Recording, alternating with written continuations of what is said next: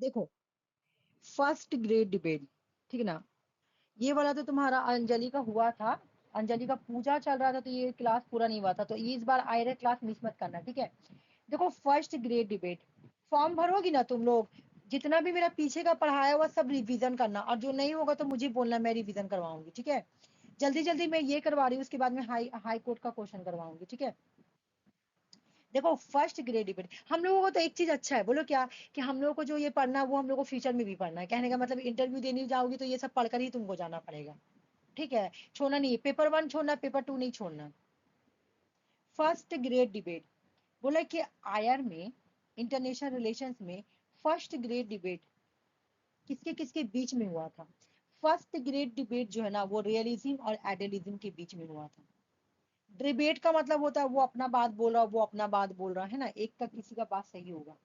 हम लोग ये सारा ये हम लोग का ये सब मास्टर्स का टॉपिक है, ऐसा नहीं कि हम लोग के लिए न्यू है। बट हम लोगों के लिए ये न्यू इसलिए रहता है क्योंकि हम लोगों का यूनिवर्सिटी में इतना क्लियर करके नहीं पढ़ाया जाता है, क्या आइडियलिज्म क्या होता है, रियलिज्म क्या होता है, ठीक है। जब मैं भी मास्टर से निकली करके निकली थी तो मुझे उतना आइडिया नहीं था कि आइडियलिज्म क्या था, रियलिज्म क्या है, मुझे नहीं पता था। मैं जब अपने से सेल्फ स्टडी की तो मुझे पता चला। मुझे या तो कोई अच्छा टीचर मिल जाता, या तो मैं सेल्फ स्टडी करी। मैं बहुत कोशिश की मुझे कोई अच्छा टीचर मिले, मुझे नहीं मिला। तो मुझे नॉलेज नहीं हुआ, तो मैं खुद से ही पढ़ी। तो अब मुझे जब नॉलेज होगी तो मैं तुम लोगों को बता रही हूँ, तो तुम लोगों को तो इतना नॉलेज हो जाएगा कि व्हाट इज आइडियलिज्म, है ना। आइडियलिज्म क्या है और तुम्हारा रियलिज्म क्या है, ठीक है ना। आइडियलिज्म देखो क्या बिलीव करती है। Idealist believe in the potential of international institution like the League of Nations to foster cooperation and peace, ठीक है ना। देखो, आइडियलिज्म जो है ना, वो कॉपरेशन एंड पीस के बारे में बात कर रही है। देखो क्या हुआ, वर्ल्ड वार वर्ल्ड वार ठीक है ना, वर्ल्ड वॉर 1 हुआ, ठीक है। ये लो स्टोरी सुनो पहले। वर्ल्ड वॉर 1 हुआ, तो वर्ल्ड वॉर 1 में कितने लोगों की जान गई, कितने लोगों की, तुम्हारा कितना नुकसान हुआ, कितना डिजास्टर हुआ, है ना। तो वर्ल्ड वॉर 1 के बाद ना बहुत सारे स्कॉलर आए, ठीक है ना। उन्होंने बोला, बहुत सारे स्कॉलर आए, अब उन्होंने लिखना स्टार्ट किया, ठीक ना। तो जैसे उड्रो विल्सन को भी हम लोग आइडियलिज्म के भी थिंकर बोल सकते हैं, रियलिज्म का। उड्रो विल्सन जो मैं कल पढ़ाई हूँ ना, वो दोनों में आएंगे, वो आइडियलिज्म भी है, वो लिबरलिज्म भी है, ठीक है ना। बिकॉज उनका थॉट दोनों है, क्योंकि वो पीस के बारे में भी बात करते हैं, वो कॉपरेशन के बारे में भी बात कर रहे हैं, वो ट्रेड के बारे में भी बात कर रहे हैं, वो इंस्टीट्यूशन के बारे में भी बात कर रहे हैं। तो वो दोनों में भी आएंगे। जो ऐसे तुमको आइडियलिज्म और लिबरलिज्म में ज्यादा डिफरेंट नहीं मिलेगा, वो बोथ आर सेम ही मिलेगा, ठीक है ना। इधर आओ। फर्स्ट वर्ल्ड वार के बाद बहुत सारे स्कॉलर आए, बहुत सारे लीडर आए, तो जैसे उड्रो विल्सन, ठीक है ना। पहले मैं उन्हीं के बारे में बता रही हूँ। उड्रो विल्सन से आते हैं, डब्ल्यू खाली लिख रही हूँ, ठीक ना। उड्रो विल्सन से आते हैं, उड्रो विल्सन से आते हैं, तो वो क्या बोलते हैं। उड्रो विल्सन आते हैं और वो बोलते हैं ना कि आकर बोलते हैं 14 प्रिंसिपल के बारे में बोलते हैं। 14 प्रिंसिपल में क्या बोलते हैं कि इंस्टीट्यूशन को स्टैब्लिश करो, है ना, सी को फ्री कर दो, ट्रेड करो, ये सब बात बोलते हैं, यानी वो पीस के बारे में बात करें। उसके बाद बहुत सारे थिंकर आते हैं, अभी मैं नाम बताऊंगी उनके उनके। वो लोग बोलते हैं ना कि सुनिए भाई, आप लोग ना पीस को स्टैब्लिश कीजिए, क्योंकि वार करने से कभी किसी का भला नहीं हुआ। वार करने से क्या होता है, लोगों की सिर्फ जान ही जाती है, ठीक है ना, लोगों का नुकसान ही होता है, बस, ठीक है। तो आप कॉपरेशन कीजिए और पीस बनाइए। ये आइडियलिज्म बोलता है। आइडियलिज्म क्या बोल रहा, कॉपरेशन एंड पीस के बारे में बोल रहा। आइडियलिज्म क्या बोला कि इंटरनेशनल रिलेशंस में एक कंट्री दूसरे कंट्रीज के साथ पीस को मेंटेन करके रखे, कॉपरेशन बना के रखे, ठीक है। आइडियलिज्म फोकस करती है लीग ऑफ नेशन पे, क्योंकि वर्ल्ड वॉर 1 के बाद वुड्रो विल्सन आए तो इन्होंने क्या बोला कि लीग ऑफ नेशन को स्टैब्लिश करो, ठीक है। आइडियलिज्म का फोकस क्या है, पीस, कॉपरेशन, मोरालिटी।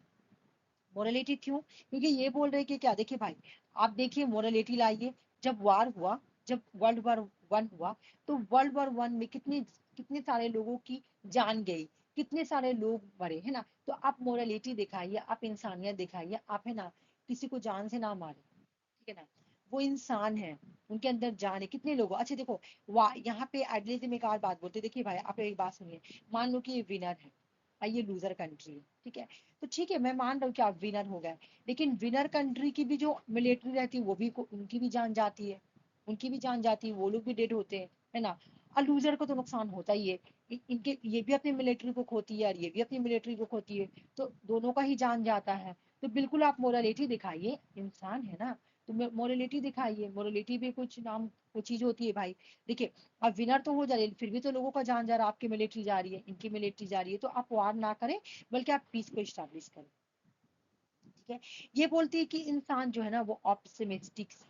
ऑप्टिमिस्टिक का मतलब है ना कि इंसान हमेशा मोरालिटी के बारे में सोचती है, पीस के बारे में सोचती है, कॉपरेशन के बारे में सोचती है। तो ये ह्यूमन नेचर के बारे में पॉजिटिव बात बोल रही है। ये बोली इंसान जो है ना वो ऑप्टिमिस्टिक होता है।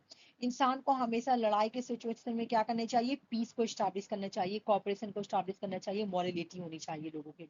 इंसान के अंदर मोरालिटी होनी चाहिए, क्योंकि इंसान ऑप्टिमिस्टिक है, वो हमेशा पॉजिटिव सोचती है। ये एडिलिज्म कितना पॉजिटिव बात बोल रहा है। ठीक है, अब रियलिज्म देख रहे क्या बोल रहा है, ये इन्होंने अपना डिबेट दिया। एडिलिज्म के थिंकर ने अपना डिबेट दिया कि ये मेरा डिबेट है।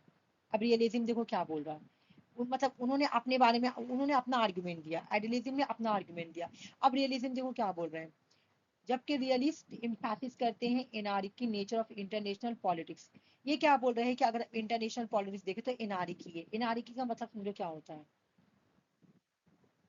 एनआरकी का मतलब आज आज तुम ये बताओ, इंटरनेशनल रिलेशंस में कोई भी वर्ल्ड लीडर है जो कंट्री को रेगुलेट कर सकता है? कोई भी नहीं।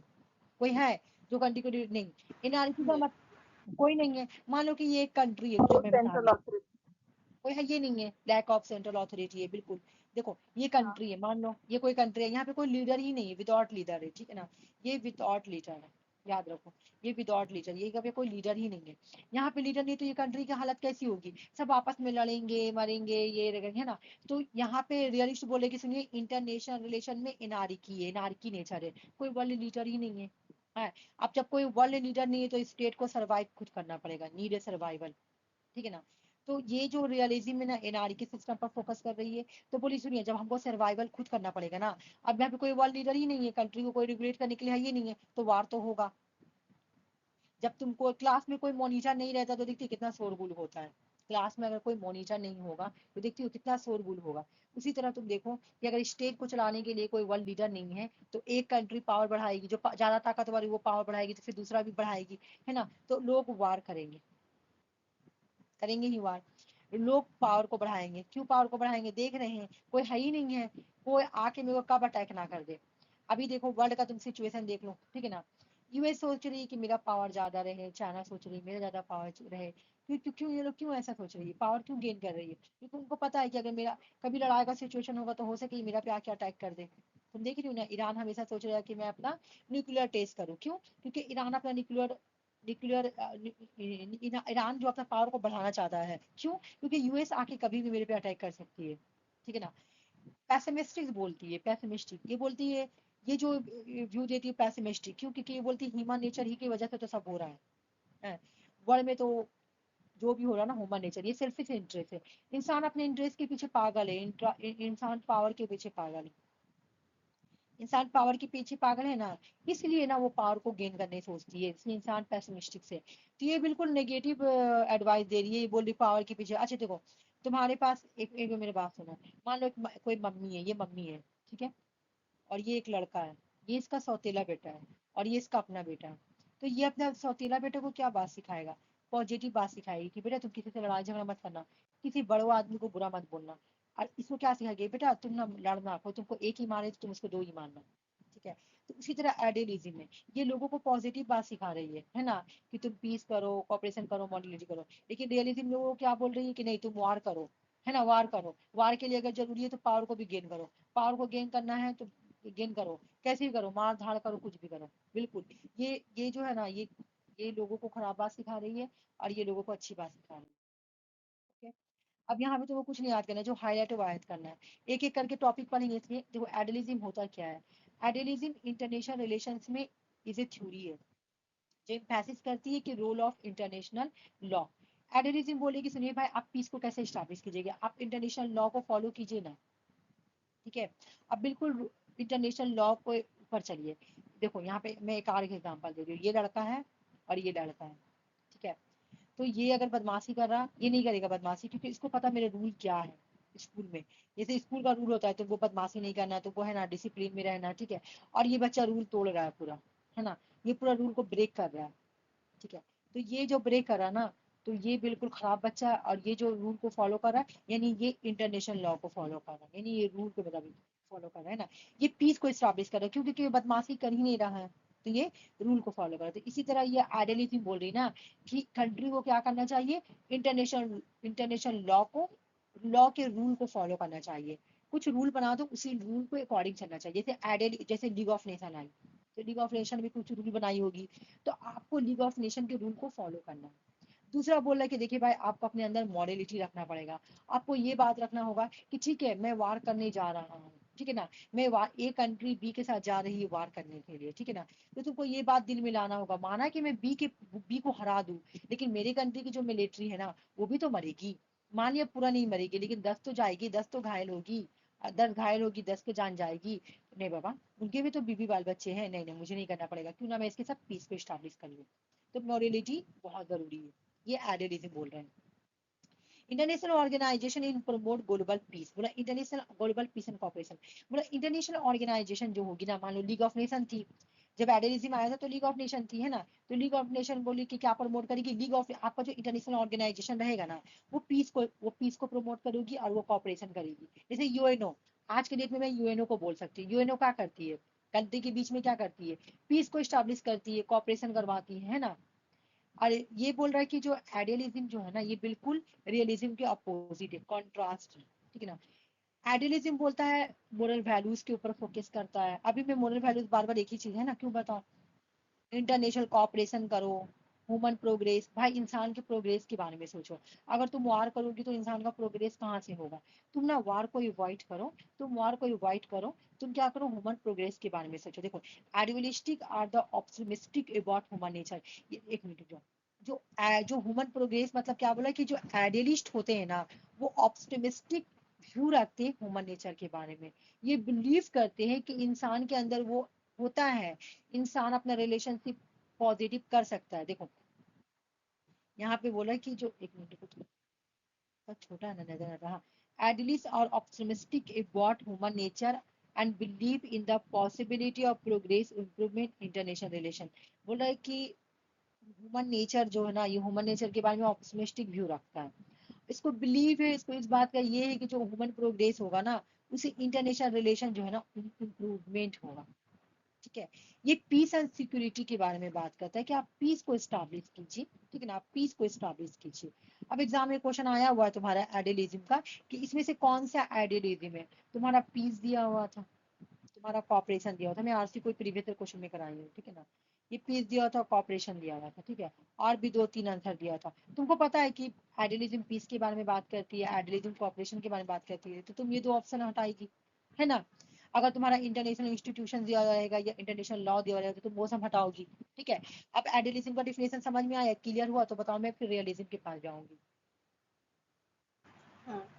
क्लियर हो गया सबको? हम्म। आइडियलिज्म में कुछ थिंकर है, उनके नाम याद करेंगे। ये बुक बहुत आता है एग्जाम में, ग्रेट एल्यूशन, ठीक है। इनके थिंकर है नॉर्मन एंजल। आइडियलिज्म के थिंकर का नाम है नॉर्मन एंजल, ठीक है ना। आइडियलिज्म के थिंकर के नाम है नॉर्मन एंजल। इनके बुक का नाम है ग्रेट एल्यूशन। ये आर्ग्यू करते हैं कि वार is economically and socially irrational. ये बोल रहे हैं कि सुनो भाई, जो तुम लोग वार करते हो ना, वो इकोनॉमिकली देखो या सोशली देखो, ये बिल्कुल इरेशनल है। इरेशनल का मतलब क्या, जो बिल्कुल बेअकल, माइंड माइंड वाला नहीं है।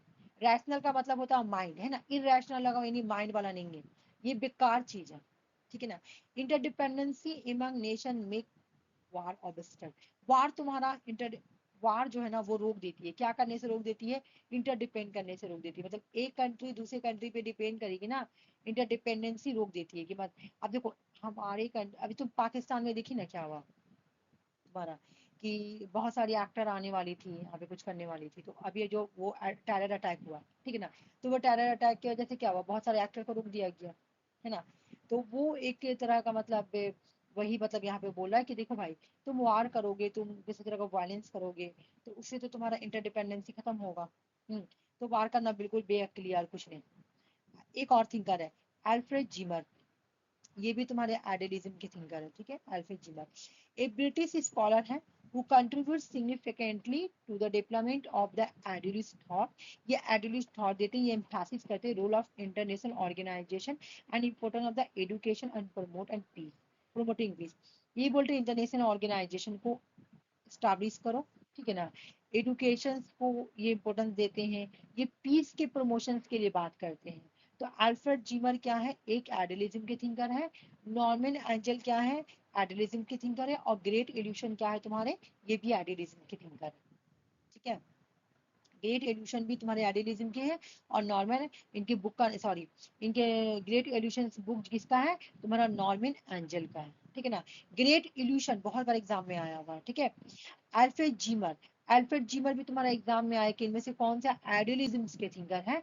तो उड्रो विल्सन तो हटेंगे ही, उड्रो विल्सन भी तुम्हारे एडिलिज्म के थिंकर भी है और लिबरलिज्म के थिंकर भी है। हम ना मास्टर्स में मेरा इसी का लेके एक बार एक लड़की से लड़ाई हो गया था। हम लोगों की ना एक मैम थी, तो मैं लोगों को पढ़ाई थी, तो बोली थी ना एग्जाम में अगर एडिलिज्म आए या लिबरलिज्म आए, ठीक है, एडिलिज्म आए या लिबरलिज्म आए, आंसर एक ही होगा। तो ना हम संडे को, फ्राइडे को नहीं जाते थे। फ्राइडे को मैं नमाज पढ़ती थी, सलातु तस्बीह। तो वो बोलती थी ना मेरी फ्रेंड के, तो फ्राइडे को आना, हम फ्राइडे वाला नोट्स तेको दे देंगे, और हम मंडे को नहीं आएंगे तो मंडे वाला मेरे को नोट्स दे दिया करना। मैं ठीक है। तो हम ना फ्राइडे को नहीं आए, तो मुझे मैम बोली थी कि एडिलिज्म आएगा तो लिबरलिज्म का लिख देना, लिबरलिज्म आएगा तो एडिलिज्म का लिख देना, ऐसे करके बोली थी। और मेरा एग्जाम में क्वेश्चन आया और एडिलिज्म पे क्वेश्चन आया और हम लिबरलिज्म पे याद करके आए थे, हम बैठे हम नहीं लिखे। तो हम उसको निकल के बोले क्या, देखना मेरा बड़ी एग्जाम खराब हुआ। तो बोली क्वेश्चन तो लड़ा ही था। तो हम लोग कहाँ लड़ा था। तो बोली एडिलिज्म का तो क्वेश्चन आ भी गया था, तो हम लोग नहीं ले, हम तो लिबरलिज्म ही आंसर किया था ना। तो वो बोले कि मैम तो बोली थी कि एडिलिज्म है लिबरलिज्म है, आंसर एक ही होगा। तो वो देखिए दोनों का थॉट सेम था, लिबरलिज्म भी वही बात बोल रहा है और एडिलिज्म भी वही बात बोल रहा है, ठीक है, दोनों का ही थॉट सेम था। मैं तुम लोगों को जब पहला दिन डिफिनेशन पढ़ाई थी लिबरलिज्म का, तो वो भी यही बात बोले थे कि पीस को एस्टैब्लिश करो इंटरनेशनल इंस्टीट्यूशंस के थ्रू, कॉर्पोरेशंस के थ्रू। तो ये भी तो यही बात बोल रहे हैं, है ना।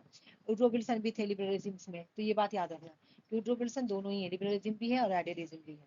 नॉर्मन एंजलमैन ग्रेट इल्यूशन दिए हैं, अल्फ्रेड जीमर ये भी एडिलिज्म के थिंकर है। अब आएगा तुम्हारा रियलिस्ट के थिंकर, ठीक है, अब रियलिज्म आएगा। Realism most most more important है, वो सारा टॉपिक ही इम्पोर्टेंट है। नहीं, लिबरलिज्म और न्यू लिबरलिज्म के कंपैरिजन अगर हम रियलिज्म को रखेंगे ना, तो इससे ज्यादा क्वेश्चन आता है, रियलिज्म से क्वेश्चन ज्यादा आता है, इसका हर एक पार्ट से क्वेश्चन ज्यादा आता है यूजीसी नेट में, ठीक है ना। ऐसा नहीं बोले कि लिबरलिज्म इंपॉर्टेंट नहीं है, वो भी पढ़ना है, लेकिन ज्यादा जिसको रटना है, जिसका पॉइंट टू पॉइंट पार्ट पढ़ना है ना, वो तुम्हारा ये तुम्हारा रियलिस्ट, इसका सब पार्ट। अब आप पढ़ते हैं रियलिज्म के बारे में। एक थिंकर आते हैं, आइडियलिज्म पिक पे चल रही थी, ठीक है ना, आइडियलिज्म पिक चल रही थी, आइडियलिज्म चल रहा था वर्ल्ड वार के बाद आई थी, ठीक है ना। आइडियलिज्म कब आई थी तुम्हारा, वर्ल्ड वार 1 के बाद आई थी, ओके। वर्ल्ड वार 2 हो गया, मतलब हुआ ना वर्ल्ड वार 2 तुम्हारा। वर्ल्ड वार 2 आया एक थिंकर जिसका नाम था EH कार। ये बुक कितना बार आई है, कितना भी गिनेंगे, 10 बार गिनेंगे तो मोर देन 10, 10 से भी ज्यादा बार ये बुक आई है, ठीक है। एक थिंकर आए, उनका नाम था EH कार। आए, आइडियलिज्म लोगों की क्रिटिसाइज की, ये आइडियलिज्म के थिंकर है, मैं बता रही हूँ, ठीक है ना। इन्होंने आया, इन्होंने क्रिटिसाइज किया आइडियलिज्म को। इन्होंने आइडियलिज्म को क्रिटिसाइज किया क्या बोल के, देखो क्या बोले। इन्होंने पहले एक बुक लिखा, बुक का नाम है the 20 year crisis 1939। EH car एक रियलिज्म के थिंकर है। EH कार किसके थिंकर है, बताओ बताओ किसके थिंकर है तुम्हारा, रियलिज्म के रियलिज्म के। थिंकर। हाँ, रियलिज्म के थिंकर, एग्जाम में क्वेश्चन आता है। इवन ये क्वेश्चन ऐसे भी आया है कि इनमें से रियलिज्म थिंकर निकालो, तो EH कार भी थे और भी थिंकर थे, तो जब तुमको पता रहेगा तब तो तुम निकालोगी ना। EH कार रियलिज्म के थिंकर है, ठीक है ना, याद रखो, ठीक है। वो आए तो उन्होंने एक बुक लिखा, बुक का नाम क्या है, 20 ईयर क्राइसिस। रियलिज्म थिंकर जो है EH कार, उनकी बुक का नाम क्या है, 20 ईयर क्राइसिस। और ये जो बुक है, ये जो बुक है 20 ईयर क्राइसिस, ये कब में लिखी, ये कब लिखी गई थी, ये लिखी गई थी 1939 में। इस बुक में ये विल्सियन लिबरलिज्म को क्रिटिसाइज करते हैं और बोलते हैं जो विल्सियन लिबरलिज्म है ना, ये जो आइडियलिज्म है ना, वो यूटोपियन है, ठीक है। ईएच कार 20 ईयर क्रैसी अपने बुक में बोलते हैं, क्रिटिसाइज करते हैं जो आइडियलिज्म, जो लिबरलिज्म है, वो यूटोपियन है यार, कुछ नहीं। क्यों बोले यूटोपियन, हम लोग देखते हैं। देखो, in response to this failure, realism emerged as a more pragmatic and historical ground theory. World war ने बोला था, क्या बोला था, वर्ल्ड वॉर वन के बाद तुम्हारा आइडियलिज्म आया, प्रिडिक्शन किया कि वार, पता है क्यों हुआ, क्यों हुआ वार, क्यों हुआ, पता है क्यों हुआ, क्योंकि कंट्री के बीच में ना कॉपरेशन नहीं थी। सुनो इन्होंने क्या बोला था वर्ल्ड वॉर के बाद, इन्होंने बोला कि मान लो ये ए कंट्री और ये बी कंट्री है, कंट्री के बीच में कॉपरेशन नहीं था, इसलिए कॉपरेशन नहीं था तो पीस स्टैब्लिश नहीं था। आइडियलिज्म ने बोला कि वर्ल्ड वार क्यों हुआ, क्योंकि कंट्री के बीच में कॉपरेशन नहीं था, कॉपरेशन नहीं था तो बातचीत नहीं होता था, बातचीत नहीं होता तो पीस को नहीं स्टैब्लिश किया उन्होंने। तो अब कंट्री क्या करे, आपस में बातचीत करे, कॉपरेशन करे, पीस को स्टैब्लिश करे, कॉपरेशन करने के लिए इंस्टीट्यूशंस का सहारा ले, ये सब काम करे। ठीक है, तो आइडियलिज्म ने यही, ये तो कंट्री ने यही किया जो आइडियलिज्म ने बोला, कंट्री ने बोला ओके चलिए मैं आपका बात मानता हूँ। ठीक है, चलिए आप बोल रहे हैं ना कि एक लीग ऑफ नेशन इंस्टीट्यूशन को स्टैब्लिश करें, ठीक है, चलिए मैंने लीग ऑफ एक इंस्टीट्यूशन स्टैब्लिश करने बोले, मैंने लीग ऑफ नेशंस को मैंने स्टैब्लिश कर दिया, ओके मैंने स्टैब्लिश कर दिया। उसके बाद फिर वर्ल्ड वॉर टू क्यों हुई, फिर वर्ल्ड वॉर टू क्यों हुआ, आइडियलिस्ट क्वेश्चन करने के लिए, क्या आप बताइए। आपने तो बोला कि कंट्री के बीच में स्टैब्लिश कीजिए कि इंस्टीट्यूशन, मैंने इंस्टीट्यूशन पे स्टैब्लिश हुआ, कंट्रीज के बीच में पीस भी था, उसके बाद कॉपरेशन भी था, तो फिर वर्ल्ड वॉर टू क्यों हुआ। तब ये कार है ना अपने बुक 20 ईयर क्राइसिस में 1939 में विल्सन लिबरलिज्म को क्रिटिसाइज करते, ये बोल के कि ये जो है ना यूटोपियन है और कुछ नहीं है। ठीक है, क्लियर हो गया कि फर्स्ट वर्ल्ड वार क्या क्यों हुआ, फर्स्ट वर्ल्ड वार के बाद उन्होंने क्या बोला था कि फर्स्ट वर्ल्ड वार हुआ क्यों, क्योंकि कॉपरेशन नहीं था कंट्री के बीच में, कोई इंस्टीट्यूशन नहीं था कि कंट्री के बीच में फ्रेंडशिप कराए, पीस नहीं था, एक कंट्री दूसरी कंट्री से बात नहीं करती, दूरी था एक कंट्रियों के बीच में, इसलिए। तो चलो वर्ल्ड फर्स्ट वर्ल्ड वार के बाद ये करके देखा गया, तो फिर वर्ल्ड वार टू क्यों हुआ, जब ये सब तो था, इंस्टीट्यूशन तो था लीग ऑफ नेशन, तो फिर क्यों वर्ल्ड वार टू हुआ, ये इन्होंने क्रिटिसाइज कर दिया। अब यहाँ पे देखो, हम लोग लिबरलिज्म से कुछ कुछ कुछ पुराने थिंकर हैं, इन्होंने कोई लिबरलिज्म का थ्योरी बोल के नहीं दिया कि मैं लिबरलिज्म का थ्योरी दे रहा हूँ, ठीक है ना, लेकिन इनका जो पॉइंट ऑफ व्यू था ना, इनका जो पॉइंट ऑफ व्यू था ना, इन्होंने पहले दिया था। ये ईएच कार से पहले आए थे, बहुत पुराने थिंकर है। ईएच कार देखो 1939 में लिखे है ना, वो 1939 में बुक लिखे हैं, तो वो तो न्यू है, लेकिन मैं ये लोग तो पुराने हैं, मैकियावेली, थुसाइडिस और थॉमस हॉब्स, ये सब पुराने हैं। इन्होंने डिफिनेशन जो दिया था ना, वो डिफिनेशन आज के रियलिज्म से मैच खा रहा है। इन्होंने जो डिफिनेशन दिया था ना, एक मिनट रुको तो मैं, इन्होंने जो डिफिनेशन दिया था ना, वो डिफिनेशन रियलिज्म के जो थ्योरी उससे मैच खा रहा था, इसलिए इन सारे थिंकर को भी रियलिज्म का थिंकर बोला जाता है। तो सबसे पहले जो थिंकर थे ना, वो जो जिसको रियलिज्म को बोलेंगे, वो थुसाइड्स से, इसका प्रोनाउंसिएशन मुझसे नहीं होता है, इसको थ्रू साइड्स बोला जाता है, ठीक है ना। इन्होंने एक बुक लिखा था, है देखो यहाँ पे लिखा हुआ है, थुसाइड्स का बुक का नाम है हिस्ट्री ऑफ पेलोनेशियन वार, ठीक है, इनके बुक है, ठीक है। उसके बाद मैकियावेली, इन्होंने भी जो अपना जो भी स्टेट के बारे में बोला, इन्होंने भी देखो इनको कैसे रियलिज्म बोला गया, ये बोलते हैं कि ह्यूमन नेचर जो है ना, इन ये एक एक प्रिंस को चाहिए कि वो पावर के लिए कुछ भी कर ले, ठीक है, पावर के लिए कुछ भी करे, अपने स्टेट में पावर को मेंटेन करे। देखो इनका डिफिनेशन बिल्कुल रियलिज्म से मैच खा रहा, कि ह्यूमन नेचर पावर के पीछे पागल है। ये भी बोलते हैं कि इंसान पे कभी भरोसा नहीं करना चाहिए, इंसान फ्रॉड है ना, इंसान पिघल है, ये भी ह्यूमन नेचर के, ये ह्यूमन नेचर के बारे में निगेटिव बात बोलते हैं, तो इसलिए इनको रियलिज्म में रखा गया। हॉब्स क्या बोल रहे हैं, ह्यूमन तो इंसान तो बिल्कुल ही ग्रेडी है, लालची है, यहाँ तक का ये अपने बाप के मौत को भूल सकता है, लेकिन ये अपने वेल्थ यानी अपने दौलत को नहीं भूल सकता। इंसान इतना लालची है, इंसान पावर के लिए पागल है। इंसान पता है कब इसको चैन मिलेगा, जब वो मर जाएगा ना, तब उसको पावर के लिए वो चुप हो जाएगा। मरते मरते तक वो पावर के लिए पागल है, वो अपने पावर डिजायर के लिए पागल है। ठीक है ना। तो ये देखो पावर के बारे में ये क्या डेफिनेशन दिए, इसलिए इनको रियलिज्म का थिंकर बोले जाने लगा। इनका डेफिनेशन रियलिज्म से मैच खा रहा। ठीक है, तो थॉमस हॉब, मैकियावेली और थुसाइड्स, ये तीनों ही रियलिज्म के थिंकर हैं। ये तीनों ही क्लासिकल रियलिज्म के ओरिजिन हम लोग मान सकते हैं। इन्होंने दिया तो इनका रियलिज्म से डेफिनेशन बिल्कुल मैच हो रहा था, इसलिए हम लोग इनको ओरिजिन मान सकते हैं। ठीक है, अब देखो एक और आता मॉडल जिसको बोलते हैं विलिया विलियोवार्ड बॉल मॉडल। ठीक है ना, विलियोवार्ड बॉल मॉडल।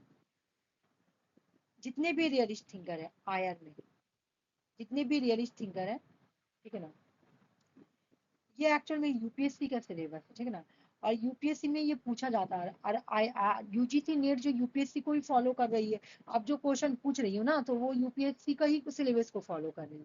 ठीक है ना, यूपीएससी के सिलेबस को फॉलो कर रही है। तो ये छूटा हुआ था, तो इसलिए मैं इसको ऐड की हूँ। ठीक है, इसको बोला था बिलिया वार्ड बॉल मॉडल। भारी नहीं है, हल्का है।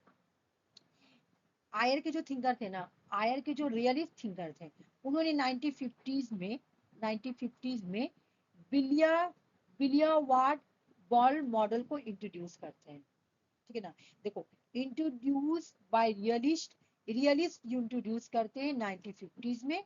क्या इंट्रोड्यूस करते हैं? बिलिया वार्ड बॉल मॉडल। ठीक है ना, ये क्या बोलते हैं, देखो this model reflect realist school of thought, international relations. Okay, the model underscore the importance of war. ये मॉडल जो बोलती है ना, ये वार को इम्पोर्टेंस दे रही है कि आयर में वार तो है, तो है। नेशनल इंटरेस्ट को इम्पोर्टेंस दे रही है, शेपिंग द इंटरनेशनल बिहेवियर। ये इंटरनेशनल बिहेवियर को शेप करने के लिए नेशनल इंटरेस्ट, वार, इन सबको इम्पोर्टेंस दे रही है बिलियर वार मॉडल। बिलियर वॉल मॉडल, मैं इसको बहुत अच्छे से पढ़ी हूँ, मैं तुम लोगों के लिए ज्यादा बड़ा नहीं लाई हूँ, बिकॉज कि तुम लोगों के लिए इतना इम्पोर्टेंट अभी तक नेट में आया नहीं है। लेकिन ये यूपीएससी का सिलेबस है, और यूजीसी नेट जो है ना, यूपीएससी के सिलेबस को फॉलो कर रही है। इस वजह से मैं ये ला दी छोटा सा शॉर्ट सा, कि अगर तुमसे पूछे कि बिलियर वार्ड बॉल मॉडल जो है वो कौन से थॉट से बिलोंग कर रही है, आइडियलिज्म से या रियलिज्म से या लिबरलिज्म से, तो रियलिज्म से। ये रियलिज्म के थॉट से बिलोंग कर रही है। ये किस चीज को इम्पोर्टेंस दे रही है आयर में? ये वार को इम्पोर्टेंस दे रही है कि आयर में तो वार बहुत, इंटरनेशनल पॉलिटिक्स में वार तो बहुत इंपॉर्टेंट है। या आयर में वार बहुत इंपॉर्टेंस है। लोगों का नेशनल इंटरेस्ट बहुत इंपॉर्टेंट है। उसका नेशनल इंटरेस्ट में क्या, किस चीज में है? पावर को गेन करना। तो लोग पावर के पीछे पागल है। ठीक है, तो अब तुमसे एग्जाम में अगर क्वेश्चन है बिलिया वार्ड बॉल मॉडल किससे जुड़ा हुआ है, तो रियलिस्ट से, realist thought, realist school. Okay, अब आएगा हम लोग का ये, इसमें ज्यादा कुछ नहीं याद करना है। देखो ये जो है ना, ये क्वेश्चन है प्रीवियस ईयर, अभी का क्वेश्चन नहीं है, लेकिन ये बहुत पुराना प्रीवियस ईयर क्वेश्चन है। और चूंकि ये हम लोग को पढ़ना तो पढ़ना है, लेकिन ये जो क्वेश्चन है ना, ये पुराना नहीं है, ये न्यू क्वेश्चन।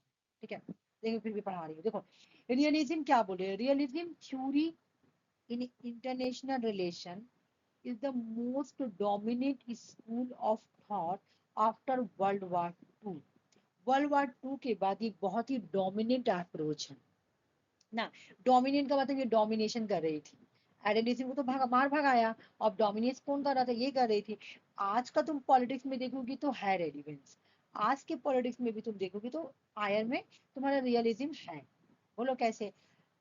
हम क्या बोले, ईरान क्या कर रहा है, पावर को गेन कर रहा, सोच रहा कि हम जल्दी से अपना न्यूक्लियर पावर को टेस्ट कर ले। क्या कर रहा, रियलिज्म की चाल चल रहा, पावर को गेन करने के लिए, है ना। तो आज के पॉलिटिक्स में भी देखेंगे तो है। ठीक है ना, आज के पॉलिटिक्स में भी ये है। ऐसा नहीं खाली ईरान ही है, और भी बहुत सारी कंट्री है। जैसे तुम देखोगी कि सब ज्यादातर कंट्री अपना वेपन में ही पैसा खर्च कर रहे हैं, पावर के पीछे ही पागल है। इसराइल को देख लो, यूएस को देख लो, चाइना को देख लो। ठीक है, तो बोल रहा है कि जो रियलिज्म है ना, centre point of realism, realism का सेंटर पॉइंट क्या है? State, power, self interest. Realism बोल रहा है कि जो सेंटर पॉइंट होता है ना, वो स्टेट होता है, कि अपने स्टेट को कैसे मेंटेन करना है। अपने स्टेट को मेंटेन करने के लिए मुझे पावर को गेन करना है, पावर को गेन करना है, क्योंकि मेरा इसमें सेल्फ इंटरेस्ट।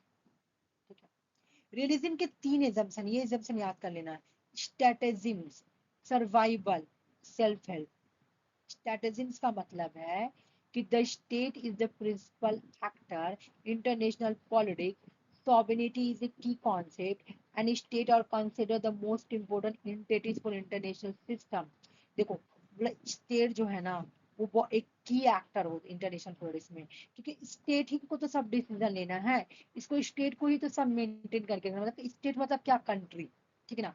आयर 3 एजम्पशन के बारे में बात करती है, स्टेट के बारे में, सर्वाइवल के बारे में, सेल्फ हेल्प के बारे में। देखो आयर बोल रही कि ये जो स्टेट है, बोली स्टेट है ना, स्टेट में एनआरई, स्टेट को मेंटेन करना है, हमको स्टेट को, हमें मुझे अपना स्टेट को बहुत अच्छा बना के रखना है ना, स्टेट को मेंटेन करके रखना है। लेकिन कोई है ही नहीं सेंट्रल अथॉरिटी जो मेरे स्टेट को प्रोटेक्शन दे, है ना, कोई है ही नहीं है, तो मुझे क्या करना पड़ेगा, सर्वाइवर करना पड़ेगा। वो भी सर्वाइवल कैसा, सेल्फ हेल्प वाला, खुद से मुझे हेल्प करना पड़ेगा। अब जब मैं खुद से हेल्प करूंगी तो मुझे खुद से लड़ाई झगड़ा करना पड़ेगा, है ना। तो इसलिए realism strategism survival and self help के बारे में बात करती है। सर्वाइवल का मतलब क्या है, बोल रहा है कि the primary goal of every state is on survival. Her state का पहला पर्पस होना चाहिए कि मैं किसी पे डिपेंड ना करूं, मैं खुद पे ही करूं, मैं हर काम खुद से स्ट्रगल करूं। This often led to focus military power and security. हर स्टेट को अपनी सिक्योरिटी को मजबूत करना है, अपने मिलिट्री पावर को मजबूत करना है। अगर ये मजबूत रहेगा तो मुझे किसी पे डिपेंड होना ही नहीं पड़ेगा। एनआरिकल इंटरनेशनल सिस्टम, एनआरई की कोई बचाने वाला है नहीं। अब जब कोई बचाने वाला है तो स्टेट कैन नॉट, स्टेट जो रिलाई नहीं करेगी दूसरे की सिक्योरिटी पे। जब कोई बचाने वाला नहीं है तो ए है और ये बी है, जब मुझे कोई बचाने वाला नहीं तो मैं बी पे कभी भरोसा नहीं करूंगा, है ना। They must rely on their on resource. मैं अपने ही रिसोर्स पे डिपेंड करूंगा, मैं अपनी ही कैपेबिलिटीज पे डिपेंड करूंगा। जैसे तुम देखी होगी, रुक जाओ मैं बता रही हूँ एक चीज, यूक्रेन के बारे में देखो, मैं तुमको एक चीज बता रही हूँ। आयर का बात बैठता है यहाँ पे, मैं तुमको एक चीज दिखा रही हूँ।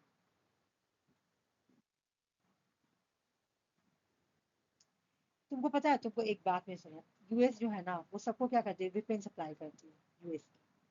तो वो चाहती है कि कंट्री में वार हो, कंट्री कंट्री के बीच में लड़ाई हो, ऐसे ना। जो कंट्री अक्सर देखना, जब भी दो कंट्री के बीच में लड़ाई होगा ना तो उसमें से एक कंट्री जो है ना वो तुम्हारा यूएस से वेपन ले रही होगा, ठीक है। यूएस क्या की, यूक्रेन को बोली, यूक्रेन को सॉरी, यूक्रेन है, यूक्रेन को क्या बोली कि तुम नाटो का मेंबर बन जाओ। बहुत चालाक थी, देखा। यहाँ पे मैं बता रही हूँ, यहाँ सेल्फ हेल्प का मतलब बता रही हूँ। नाटो को बोला कि तुम ना ये यूक्रेन को बोला तुम नाटो का मेंबर बन जाओ। हालांकि यूएस को पता है ये गलत है, क्योंकि ये रसिया, रसिया के लिए खतरा होगा, उसको पता है कि रसिया रिएक्ट करेगा। जैसे ही बोला यूक्रेन ने अनाउंसमेंट किया कि मैं नाटो का मेंबर बनूंगा, रसिया ने रिएक्ट किया, अटैक किया, इस पे अटैक किया, लड़ाई हो गई दोनों कंट्री के बीच में। अब ये यूक्रेन क्या किया, यहाँ पर से हथियार लेने लगा, ठीक है ना। इस पे डिपेंड था, ये इसको सपोर्ट भी कर रहा था पूरा, बैडन इसको पूरा सपोर्ट कर रहे थे, जब बैडन का गवर्नमेंट थे तब पूरा सपोर्ट कर रहे थे, ठीक है, कर रहे थे। तो ये देखो सेल्फ हेल्प नहीं अप्रोच अपना रहे, ये किसी पे डिपेंड कर रहे, यूक्रेन यूएस पे डिपेंड कर रहे थे पूरा। अब जैसे ही तुम्हारा डोनाल्ड ट्रंप बने प्रेसिडेंट, उन्होंने अनाउंसमेंट में बोला यूक्रेन झूठ मूठ का लड़ाई कर रहा है, उसको अपनी लड़ाई बंद करना चाहिए, करना चाहिए ना। तो हो गया ना, यूएस ने तुम्हारा साथ छोड़ दिया ना। तो तुमको यहाँ पे सेल्फ हेल्प अप्रोच अपनाना था, खुद का मिलिट्री पावर रखना चाहा था, खुद का कैपेबिलिटी रखना चाहा था, तुम यूएस पे डिपेंड थी। सेल्फ हेल्प तो तुमने अपनाया ही नहीं, तुमने सेल्फ हेल्प तो अपनाया ही नहीं। जबकि रियलिज्म बोलते हैं कि सेल्फ हेल्प अपनाइए। अगर ए को बी से लड़ाई करना है तो अपना मिलिट्री कैपेसिटी खुद रखो, तुम किसी तीसरे पे मत डिपेंड करो, वो कब छोड़ दे तुम्हारा साथ। यूएस ने क्या बोला कि मैं यूक्रेन को साथ, उसका आया उसने कि नेटो का मेंबर बनो, फिर कैसे छोड़ दिया। डोनाल्ड ट्रम्प अनाउंसमेंट करते हैं, अनाउंसमेंट में बोल भी रहे हैं कि यूक्रेन को ना वार अब बंद करना चाहिए। हालांकि वो रसिया को भी बोल सकते थे, लेकिन रसिया को नहीं बोले, वो यूक्रेन को बोले, यूक्रेन को वार बंद करना चाहिए, वो बहुत हो गया, ये वो यूक्रेन के अगेंस्ट में बोले डोनाल्ड ट्रम्प। तो देखो छोड़ दिए ना। तो इसलिए बोल रहा रियलिज्म, तुम सेल्फ हेल्प करो तुमको कोई कुछ करने कर पाएगा, ठीक है। Strategism, survival and self help. Realism तीन चीज के बारे में बात करें, मैं क्वेश्चन पूछूंगी, state, survival and self help, बता दो। ये पेज तुमको रटना है, एक एक पॉइंट रटना है, ये पेज बहुत ही इंपॉर्टेंट है।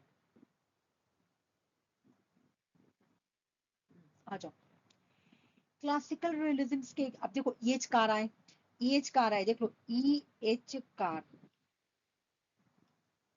ई एच कार आए, ठीक है ना। ई एच कार के बाद कौन आए, मॉर्गन थ्योरी, ठीक है ना, Hans Morgan theory, Hans Morgan theory.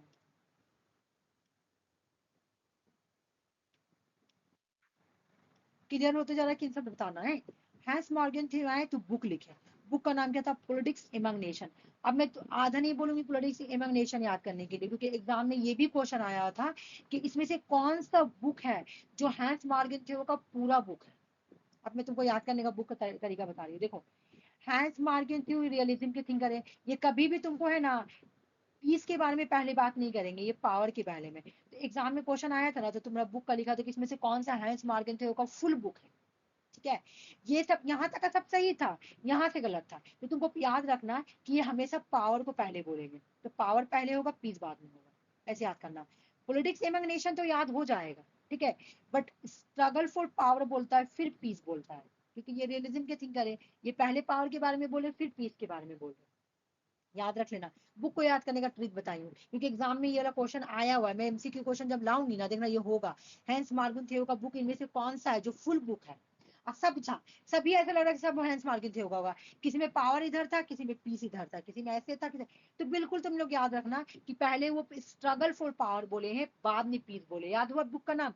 Politics among nation तो याद हो जाएगा, but struggle for power and peace बोले, पहले पावर है फिर पीस है, ठीक है ना। हैंस मार्गन थ्योरी का बुक कब आया, 1948 में। अब बुक का नाम क्या है पूरा, politics among nation struggle for power. ये समझ में आ गया, स्ट्रगल फॉर पावर, ये क्वेश्चन रट लेना है, रटना तो रटना है, ठीक है। नेक्स्ट आ जाओ। हैंस मार्गन थ्योरी जो है ना, वो रियलिज्म के 6 प्रिंसिपल देते हैं, ये 6 प्रिंसिपल को याद करना एक बहुत बार एग्जाम में क्वेश्चन आया है, बहुत बार। अब मैं क्वेश्चन आया जो वो मैं बताऊंगी कैसे आया। आज चीजें मैं 2-3 बार क्वेश्चन सॉल्व कराई हूँ, और हर बार में एक ही चीज रखा हुआ है, मैं बता रही हूँ, है ना। हर बात में, हर बार क्वेश्चन में पता है स्टेटमेंट क्वेश्चन आता है, ठीक है ना, हर बार वो क्वेश्चन एक रखेगा, मोरालिटी वाला रखता है ना। रखता है, हाँ। देखो क्वेश्चन स्टेटमेंट में क्या कर देगा, मोरालिटी रख देगा, जबकि हैंस मार्गन थे वो मोरालिटी के बारे में बात ही नहीं करते हैं। वो बोलते हैं कि आयन में मोरालिटी कभी अप्लाई इकोनॉमिक्स ही करके नहीं आया करते था। हैं। इकोनॉमिक्स एक बार इकोनॉमिक्स करके आया था, कौन सा इकोनॉमिक्स है, ये टाइप हाँ रिकार्डो वाला भी था जो इसमें भी फिर उसमें, तो हाथ हाँ वगन था वाला को हटाए तो आंसर बना। हाँ, तो देखो एक एक पॉइंट याद करना है, ठीक है ना। आ जाओ। Politics is govern by objectives law, ठीक है ना। बोलो पॉलिटिक्स को गवर्न किया जाएगा कुछ ऑब्जेक्टिव लॉ के थ्रू, लेकिन ये ऑब्जेक्टिव लॉ कहाँ पे बनेगा, कहाँ से बनेगा, रूट इन ह्यूमन नेचर। क्योंकि हैंस मार्गन जो क्या है, रियलिज्म के थिंकर है, और ये ह्यूमन के बारे में निगेटिव चीज ही बोलेंगे, गलत बात ही बोलेंगे। तो ये बोल रहे ना कि जो ह्यूमन नेचर के रूट जो है ना, वही ऑब्जेक्टिव लॉ बनाती है, और उसी के थ्रू गवर्न पॉलिटिक्स जो है ना गवर्न किए जाते हैं। Politics is governed by objectives law which have their root in human nature. Politics govern किए जाते हैं कुछ ऑब्जेक्टिव लॉ के थ्रू, और वो ऑब्जेक्टिव लॉ कहाँ होता है, ह्यूमन नेचर के रूट में होता है, ठीक है। फिर बोल रहे कि जो नेशनल इंटरेस्ट डिफाइन किया जाता है ना, वो पावर के टर्म में डिफाइन किया जाता है। नेशनल इंटरेस्ट अभी मैं क्या बोली, एक पर्सन का नेशनल इंटरेस्ट क्या है, मुझे पावर को पावर को गेन करना। मेरा गेन क्या है, मैं पागल हूँ, मैं किसके लिए, आज पॉलिटिशियन किसके लिए पागल है, पावर के लिए। नेशनल पॉलिटिशियन का पावर किस चीज, उसको तुम किसी से पूछोगे ये पॉलिटिशियंस का नेशनल इंटरेस्ट क्या है, तुम बोलोगे अरे पावर, ये पावर के लिए पागल है। तो बोला कि जो नेशनल इंटरेस्ट डिफाइन होता है ना, define term of power, realism hat Morgan थे बोल रहे ना कि जो नेशनल इंटरेस्ट अगर डिफाइन करूंगी ना, तुम पूछोगी ना किसी से कि तुम्हारा नेशनल इंटरेस्ट क्या है लोगों से, तो वो बोलेगा पावर, मैं पावर के पीछे पागल है। इंसान इतना पागल है, इंसान इतना बेवकूफ है ना कि अपना नेशनल इंटरेस्ट बना के रखा हुआ पावर, ठीक है ना। मेरे से कोई पूछेगा तुम्हारा इंटरेस्ट किस चीज में है, मतलब एक होता है ना लोगों का नेशनल इंटरेस्ट, कहते हैं लोगों की भलाई वेलफेयर करो, ये करो, है ना, लोगों को जॉब मिले, भाई हम लोग बहुत जॉब के लिए पागल है ना, ये सब चीज बोलेगा इंसान, सबों की भलाई।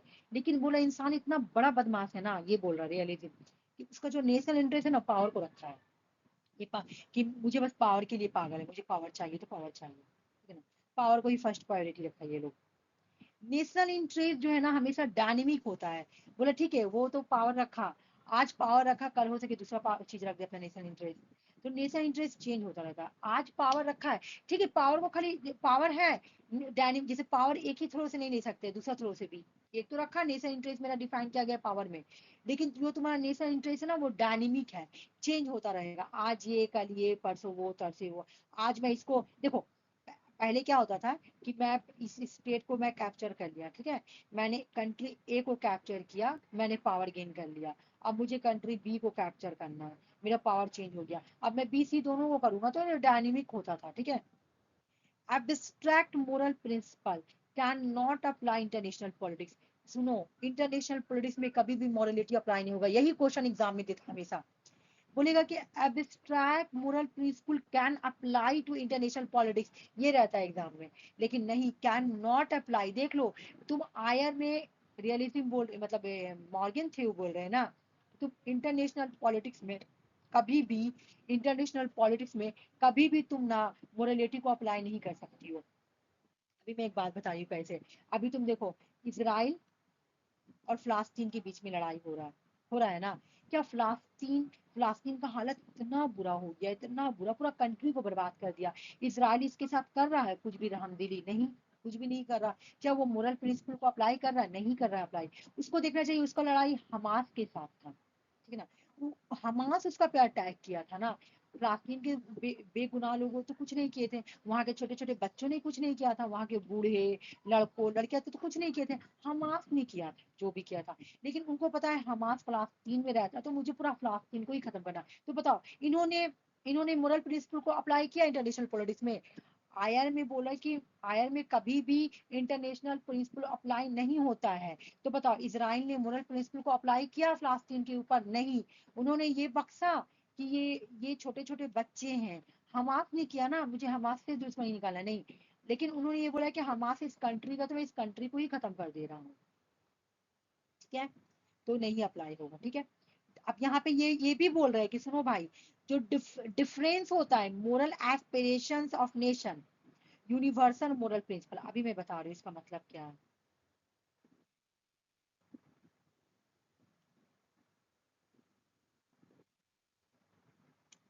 देखो, कहने का मतलब है, देखो यहाँ पे जो बोल रहा ना कि डिफरेंस होता है, तो क्या मोरल एस्पिरेशंस का वैल्यू अलग होता है। देखो, कंट्री मतलब ये डोमेस्टिक, मोरल मोरल प्रिंसिपल का वैल्यू दो तरह का है। जैसे इसराइल, इसराइल तो फिलिस्तीन के लिए उसको कोई रहमदिली नहीं आई।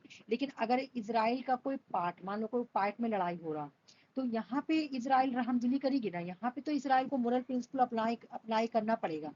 क्यों? क्योंकि ये इसका नेशन का बात है। नेशन में बोल रहा है कि मोरल अप्लाई कर सकते हो, एक नेशन में तुम मोरल प्रिंसिपल को अप्लाई कर सकते हो, लेकिन तुम यूनिवर्सल मोरल प्रिंसिपल को अप्लाई नहीं कर सकते हो। तो यहाँ पे यही बोल रहा है कि मोरल एस्पिरेशन एक नेशन के लिए अलग है और यूनिवर्सल के लिए अलग है। इसराइल अपने कंट्री के लिए, इसराइल के कंट्री में अगर लड़ाई होगा स्टेट स्टेट के बीच में, तो यहाँ पे इसराइल आके, मान लो कि दो स्टेट के बीच में लड़ाई हो रहा है इसराइल के अंदर, तो यहाँ पे स्टेट डायरेक्ट मिसाइल नहीं गिरा देगा, क्योंकि वो अपने दोनों स्टेट को समझाएगा, आके यहाँ पे समझौता करेगा, कॉम्प्रोमाइज करेगा, है ना, अपने दोनों स्टेट पे सुलह करेगा, है ना। लेकिन यही फिलिस्तीन में वो आके क्या क्या मिसाइल गिरा दिया। क्यों? क्योंकि यहाँ पे वो यूनिवर्सल वो मोरल प्रिंसिपल तो नहीं अप्लाई करेगा, लेकिन अपने कंट्री के अंदर, नेशन के अंदर उसे मोरल प्रिंसिपल को अप्लाई करना पड़ेगा। ओके। एक चीज और बोला कि ऑटोनोमस ऑफ इंटरनेशनल पॉलिटिक्स, जो इंटरनेशनल पॉलिटिक्स होती है ना वो ऑटोनोमस होती है। ऑटोनोमस का मतलब वो अपना डिसीजन खुद लेती है। आज इसराइल, यूक्रेन कितना छोटा कंट्री, चलो मैं बोले यूक्रेन कितना छोटा कंट्री, वो इतना बड़ा रसिया कंट्री से वो भिड़ गया लड़ाई करने के लिए, क्योंकि इंटरनेशनल पॉलिटिक्स में कोई तुमको रोक नहीं सकता, तुम ये डिसीजन ना लो, ठीक है। तुम ऑटोनोमी है, तुमको फुल ऑटोनोमी मिला हुआ है, ठीक है ना। तुम लो अपना डिसीजन। उसने अपना डिसीजन लिया यूक्रेन ने रसिया पे अटैक करके, तो बोल रहे कि इंटरनेशनल पॉलिटिक्स ऑटोनोमी है, ठीक है, पूरा पावर मिला हुआ है, ठीक है। सिक्स प्रिंसिपल समझ में आया? Politics is govern by objectives, law have their root in human nature, nation interest define in term of power, nation interest is always dynamic, abstract principles cannot apply to international politics, difference the moral aspiration of a nation and universal principle, the autonomy of international politics।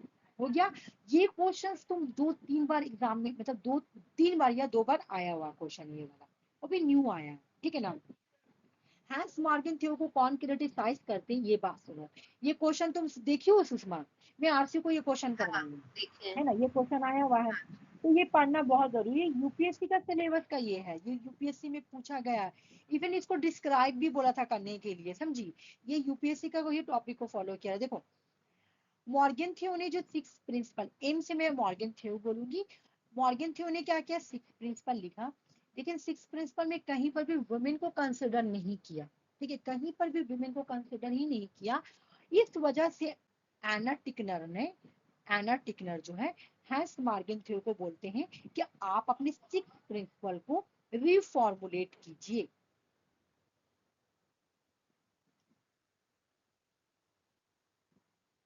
रिफॉर्मुलेट कीजिए, ठीक है ना, रिफॉर्मुलेट कीजिए। मैं लिख दे रही हूँ यहाँ पे अच्छा से, यहाँ पे रिफॉर्मुलेट ठीक से नहीं लिखा है। देखो मैं यहाँ बता रही हूँ, देखो एना टिकनर जो है ना, एना टिकनर, ठीक है ना, टिकनर जो है ना, एना टिकनर मॉर्गन थ्योरी के बोल रहे हैं कि आप अपने जो 6 प्रिंसिपल है ना, 6 प्रिंसिपल को फिर से क्या कीजिए, रिफॉर्मुलेट कीजिए, ठीक है ना, रिफॉर्मुलेट कीजिए। क्यों रिफॉर्मुलेट करना है, क्योंकि आपने 6 प्रिंसिपल में कहीं भी वुमेन को कंसीडर नहीं किया है, ठीक है।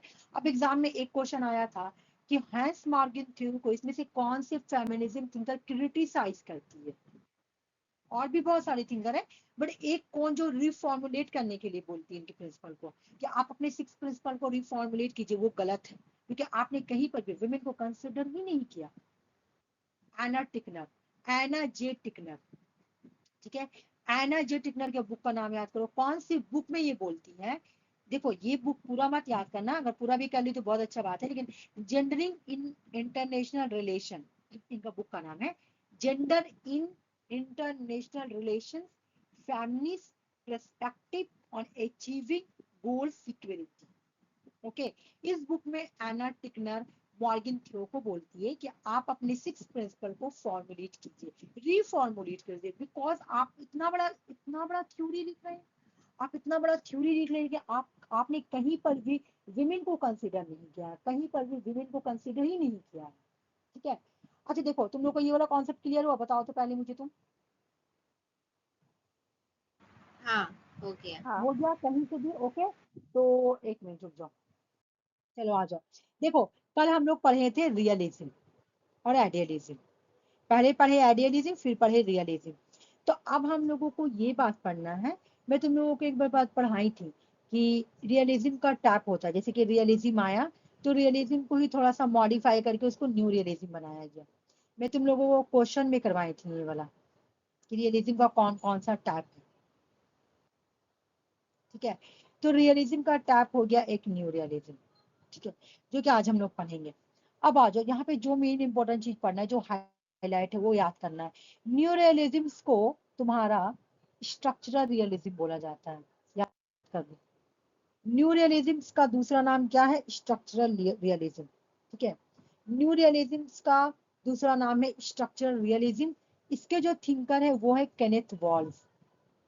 तीसरा क्वेश्चन एग्जाम में आता है, इनमें से कौन से थिंकर जो है वो न्यू रियलिज्म के थिंकर है। मैं तुम लोगों के लिए मैं एक इंपॉर्टेंट क्वेश्चन लेकर आई थी, अभी ये क्लास के बाद मैं कराऊंगी, रुक जा जल्दी से मैं करा देती हूँ पहले।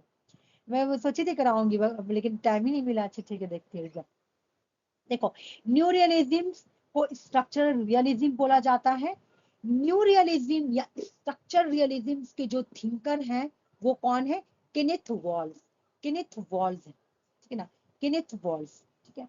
केनेथ वॉल्स का बुक का नाम क्या है, रट लो, the theory of international politics, 1929 की है, 1929, the theory of international politics 1929 की बुक है।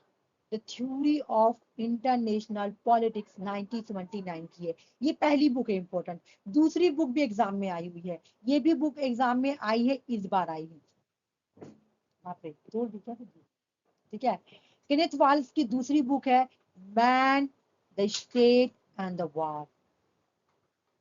देख लो, यहाँ पे सारा क्वेश्चन है, सारा याद करना है। न्यू रियलिज्म का दूसरा नाम स्ट्रक्चर रियलिज्म। थिंकर है न्यू रियलिज्म के थिंकर कौन है? Kenneth walls. उनकी बुक का 2 बुक है, जो कि पहला बुक है the theory of international politics 1929 की बुक है, ठीक है। नेक्स्ट बुक है तुम्हारा man, the state and war, ठीक है। उसके बाद सुनो, जो रियलिज्म थे, जो रियलिज्म है, ठीक है, ये इंसान को क्या बोलते हैं कि इंसान ह्यूमन नेचर बैड है, ठीक है। रियलिज्म बोलते हैं ह्यूमन नेचर बैड है। ये ह्यूमन नेचर का जो भी डिफिनेशन देता है ना, वो नेगेटिव देता है, कौन? रियलिज्म। लेकिन जो न्यू रियलिज्म है ना, human nature unlike classical realism, new realism, मतलब जो न्यू रियलिज्म है ना, क्लासिकल रियलिज्म के बिल्कुल ही अपोजिट डिफिनेशन देते हैं ह्यूमन नेचर के बारे में। जैसे रियलिज्म पता है क्या बोलती है? इंटरनेशनल रिलेशन में जो भी कॉन्फ्लिक्ट होती है ना, उसका रिस्पॉन्सिबल कौन है? Human nature. क्योंकि इंसान पावर के पीछे पागल है, वो सिर्फ पावर को गेन करना चाहता है, वो सिर्फ अपना नेशनल इंटरेस्ट बना के रखा हुआ पावर, इसलिए इंसान ना लड़ाई करता है ना, पावर को एक्वायर करने के लिए वो वार करता है, कॉन्फ्लिक्ट करता है ना। ये रियलिज्म बोल रहा था। लेकिन फिर न्यू रियलिज्म क्या बोलता है? देखो न्यू रियलिज्म क्या बोल रहा है, समझो। न्यू रियलिज्म बोल रहा है, ये बिल्कुल अपोजिट बोल रहा है क्लासिकल रियलिज्म से। देखो क्या बोल रहा है, human nature is not responsible for war, conflict, international system. International system में जो वार हो रहा है ना, उसके लिए जिम्मेदार नहीं, रिस्पॉन्सिबल नहीं है ह्यूमन नेचर, बल्कि स्ट्रक्चर रिस्पॉन्सिबल है। कौन रिस्पॉन्सिबल है? स्ट्रक्चर रिस्पॉन्सिबल है। मैंने ना यूट्यूब पे एक एकदम एक मिनट का 2 मिनट का वीडियो डाला हुआ है न्यू रियलिज्म पे, बहुत अच्छा है, तुम लोग एक बार देखना जाके, मैं लिंक सेंड कर दूंगी, ठीक है ना। पूरा एक पेज में न्यू रियलिज्म के बारे में लिखा हुआ है, मतलब देख भी सकती हूँ, नहीं भी देख सकती हूँ, यहाँ पे भी मैं पढ़ा रही हूँ। मैं उसको एक पेज में इसको पूरा समराइज की हूँ, ठीक है ना, एक पेज में ही समराइज है। यहाँ देखो, new realism argue that structure of international system is the primary cause of war and conflict। ये वाला पेज पूरा याद करना है। देखो यहाँ पे क्या बोला, न्यू रियलिज्म बोल रहा ना, आर्ग्यू करता है कि स्ट्रक्चर जो है ना इंटरनेशनल सिस्टम में, जो स्ट्रक्चर है इंटरनेशनल सिस्टम का, जो स्ट्रक्चर है ना, वो प्राइमरी कॉज है, वो प्राइमरी कॉज है किसके लिए? वार एंड कॉन्फ्लिक्ट के लिए, ठीक है। अब बताओ न्यू रियलिज्म क्या बोल रहा कि जो इंटरनेशनल रिलेशंस में वार एंड कॉन्फ्लिक्ट हो रहा, उसका रिस्पॉन्सिबल कौन है? बताओ, जल्दी बताओ, बताओ। क्या बोले? न्यू रियलिज्म क्या बोल रहा है कि इंटरनेशनल रिलेशंस में जो वार एंड कॉन्फ्लिक्ट हो रहा है, उसका रिस्पॉन्सिबल कौन है? सेंट्रल पे कोई अथॉरिटी नहीं है। स्ट्रक्चर, स्ट्रक्चर, अभी ना मैं बताई। और स्ट्रक्चर, हाँ ये बोल रहा है हाँ स्ट्रक्चर है, स्ट्रक्चर। देखो देखो यहाँ पे हाँ, लिखा हुआ है, स्ट्रक्चर में प्रॉब्लम ये बोलते हैं new new realism. Realism argue that structure of the international system, international hmm, system का स्ट्रक्चर जो है ना, वही प्राइमरी कॉज है वार एंड कॉन्फ्लिक्ट होने का, हाँ ठीक है। द इंटरनेशनल सिस्टम में लेक ऑफ सेंट्रल अथॉरिटी है, इंटरनेशनल सिस्टम में कोई सेंट्रल अथॉरिटी नहीं है, leading to self help environment where state must rely on their own capability to ensure their survival।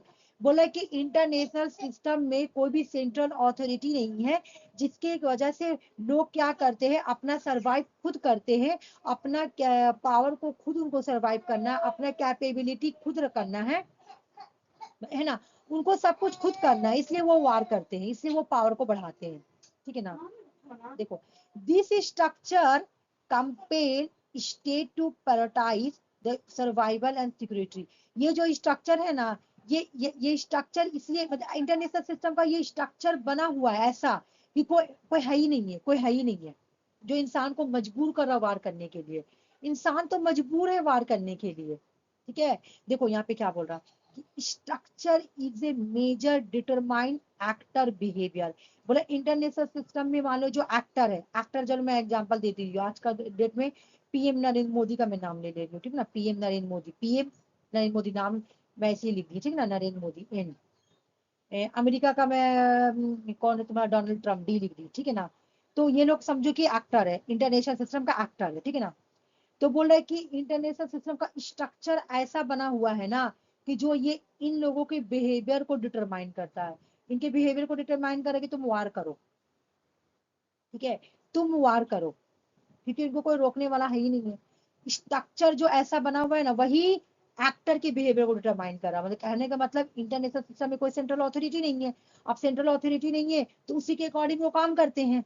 तो स्ट्रक्चर जो बना हुआ है ना, इंटरनेशनल सिस्टम को जो स्ट्रक्चर बना हुआ है ना, वही तो प्राइम मिनिस्टर का बिहेवियर को डिटरमाइन करते हैं, ठीक है। जैसे आज यूक्रेन और रशिया में वार हो रहा, फिलिस्तीन और इजराइल में वार हो रहा, ठीक ना। तो कहने का मतलब है कि इंटरनेशनल सिस्टम में तो कोई सेंट्रल अथॉरिटी है ही नहीं। अब जब अथॉरिटी नहीं है तब तो वो लोग वार कर रहे हैं बिना इजराइल और फिलिस्तीन, यूक्रेन और रशिया वार कर रहे हैं आपस में, है ना। लेकिन अगर कोई अथॉरिटी रहता, सेंट्रल अथॉरिटी, इंटरनेशनल सिस्टम का स्ट्रक्चर अच्छा होता, कोई वर्ल्ड लीडर होता जो उन लोगों को आके कंट्रोल करता कि तुम लोगों को वार नहीं करना, चलो है ना, चलो सीज फायर करो, चलो कॉम्प्रोमाइज करो, चलो पीस ट्रीटी करो, है ना, रेगुलेट कर दो, तो फिर तो लड़ाई होता नहीं। लेकिन इंटरनेशनल सिस्टम बना हुआ कैसा है, स्ट्रक्चर कैसा बना हुआ है, स्ट्रक्चर में ही तो प्रॉब्लम है। क्योंकि कोई एनआरकी है, कोई है ही नहीं है संभालने वाला, स्ट्रक्चर में प्रॉब्लम है। तब तो वो लोग जाके छूट होकर बिना किसी से, कोई डर नहीं, कोई खौफ नहीं, लड़ाई कर रहा है। देखो मेरा बात सुनो, तुम्हारे एक एक लड़का है, मेरी बात सुनो, एक लड़का है घर में, मैं यहाँ पे एग्जांपल दे रही हूँ।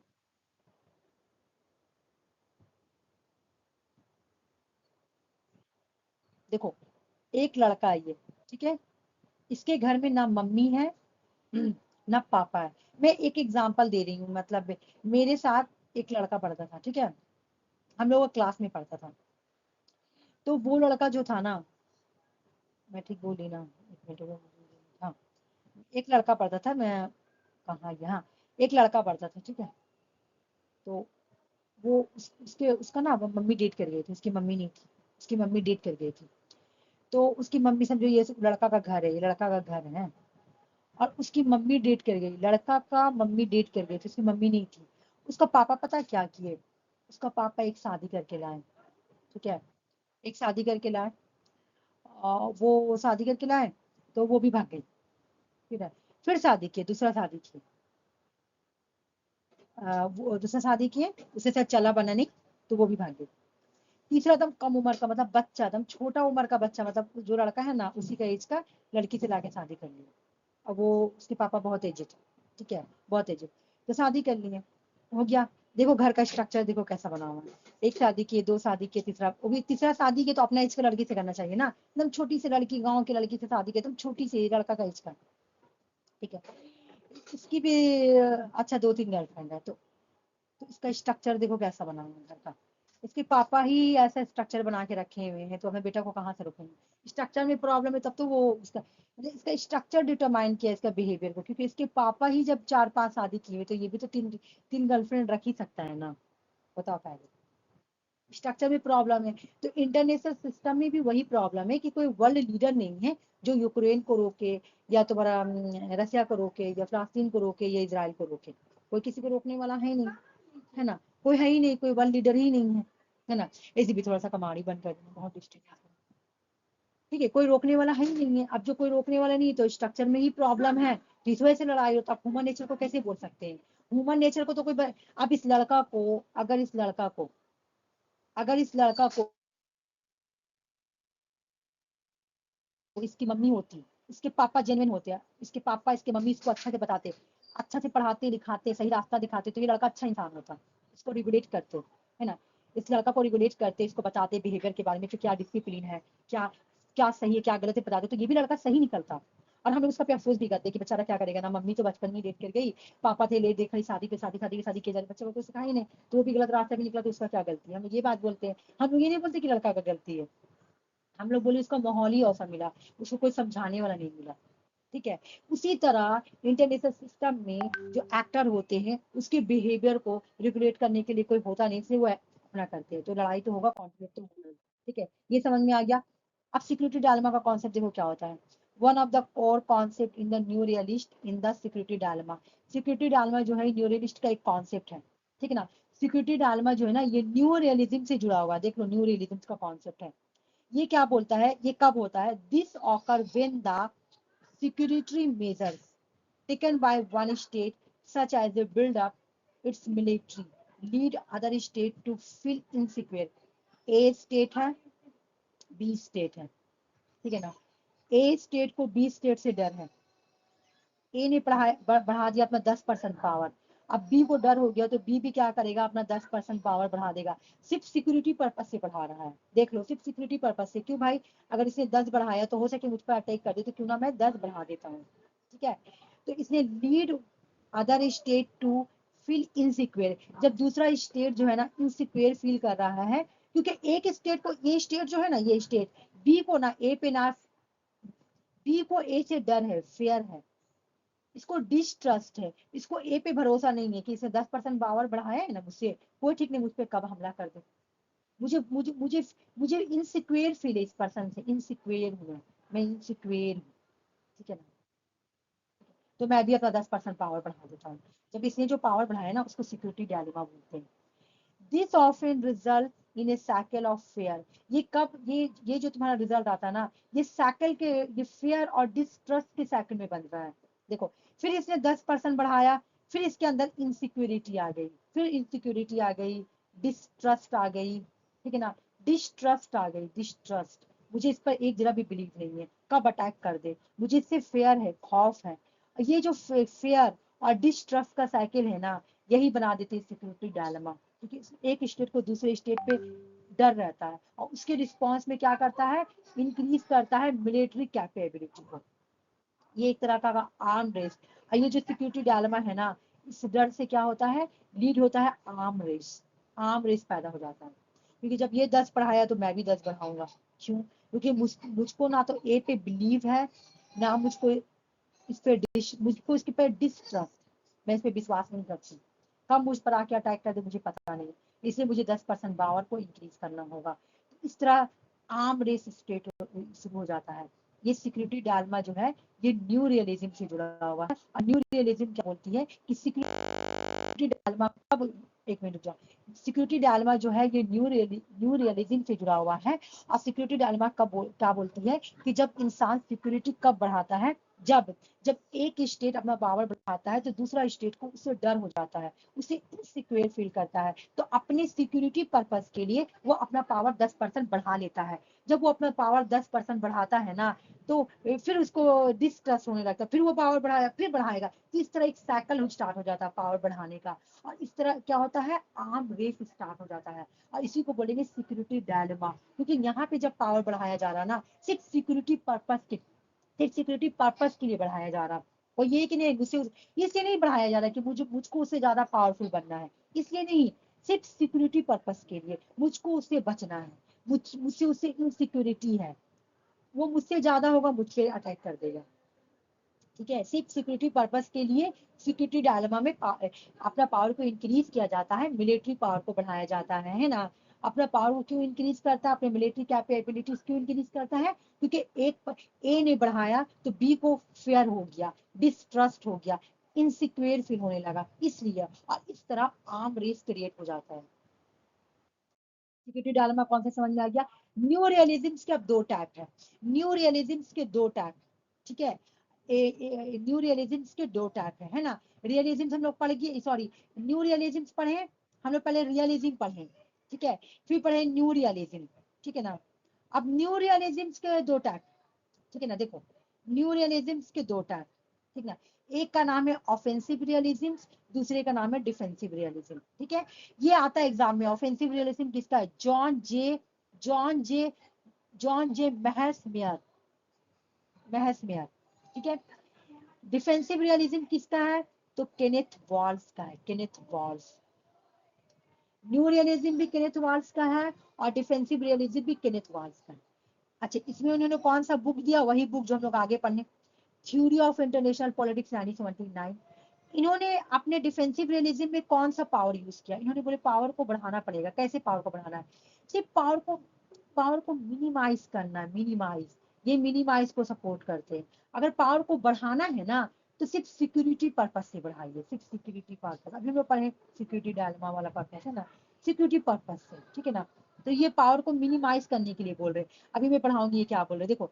तो ये अगर क्वेश्चन एग्जाम में आएगी, पावर को मिनिमाइज करने के लिए कौन बोल रहा, या पावर को सिक्योरिटी पर्पस के लिए बढ़ाने के लिए कौन बोला, सिक्योरिटी पर्पस के लिए, तो वो हो जाएगा तुम्हारा ऑफेंसिव रियलिज्म या केनेथ वॉल्स। ठीक है, आओ यहाँ पढ़ते हैं।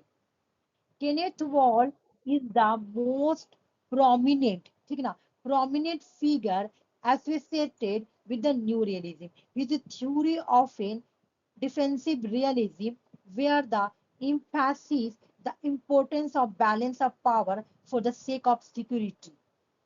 अभी मैं जब पावर का टाइप पढ़ाऊंगी ना इंटरनेशनल रिलेशन में, वहां पर भी आएगा कि केनेथ वॉल्स बोल रहे हैं कि अगर तुमको इंक्रीज ना, ठीक है, अगर तुमको पावर को बढ़ाना है तो सिर्फ सिक्योरिटी पर्पस के लिए तुम बढ़ा सकते हो।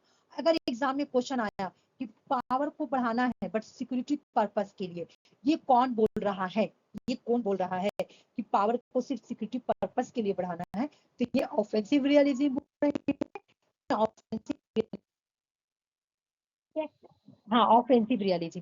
अब sorry defensive, sorry sorry defensive, अच्छा हुआ मुझे आरसी बोली, डिफेंसिव, सॉरी डिफेंसिव, देखो डी लिखा हुआ है, ठीक है ना, डिफेंड के लिए, सिर्फ मुझे अपने आप को बचाने के लिए, ठीक है ना, डिफेंड के लिए। पढ़ाते पढ़ाते थोड़ा ना माइंड घसक जाता है।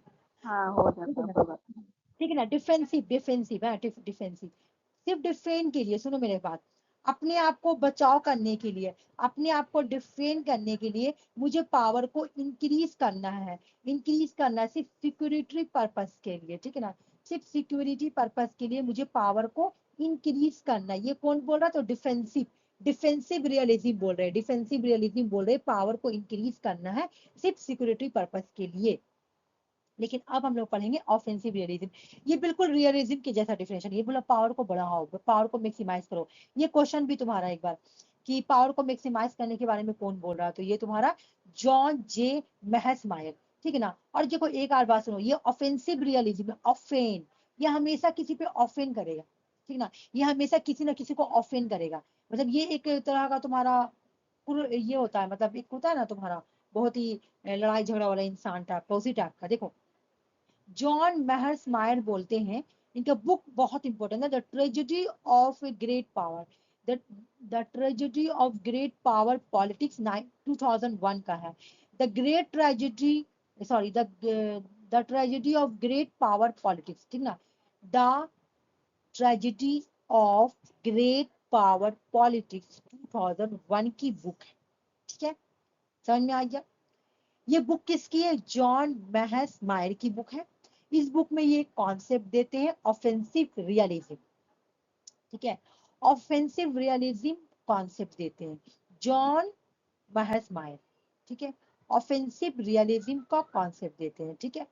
ऑफेंसिव रियलिज्म में ये क्या बोलते हैं, क्या तुम बता सकती हो क्या बोलते हैं, मैं बता रही हूँ, देखो ये बोलते हैं ऑफेंसिव रियलिज्म में, John Mahas Mayar is another की फिगर न्यू रियलिज्म, मतलब टैप तो है न्यू रियलिज्म की ही ना, but is a associated offensive realism which argue that state are a power maximize, ये बोले बस पावर को मैक्सिमाइज करो, पावर को बढ़ाते जाओ, सीकिंग सीकिंग सीकिंग हेजुमेनी स्टेटस के लिए, डोमिनेशन के लिए, नॉट मेयर सिक्योरिटी पर्पस, ये बोले सिक्योरिटी के लिए नहीं बल्कि हमको पावर चाहिए, पावर, रियलिज्म का डेफिनेशन बोल रहा, मुझे हेजुमेनी स्टेटस चाहिए, मुझे डोमिनेशन चाहिए, ठीक है, मुझे डोमिनेशन स्टेटस चाहिए, मुझे हेजेमनी चाहिए, है ना। ऑफेंसिव रियलिज्म क्या बोल रहा कि पावर को मैक्सिमाइज करो, मैक्सिमाइज, पावर को बढ़ाओ, क्यों क्यों चाहिए पावर तुमको, मुझे पावर को मैक्सिमाइज करना है, डोमिनेशन डोमिनेंस स्टेटस के लिए, हेजुमेनी स्टेटस के लिए मुझे पावर को बढ़ाना है, ना कि सिक्योरिटी पर्पस के लिए, ठीक है ना। ठीक है, समझ में आ गया, क्लास रियलिज्म से जुड़ा हुआ है, ठीक है। जो इनसाइड आउट अप्रोच है ये क्लासिकल रियलिज्म से जुड़ा हुआ है, क्यों, क्योंकि क्लासिकल रियलिज्म जो है ना, ये इंडिविजुअल के बिहेवियर का स्टडी करती है या ह्यूमन नेचर का स्टडी करती है।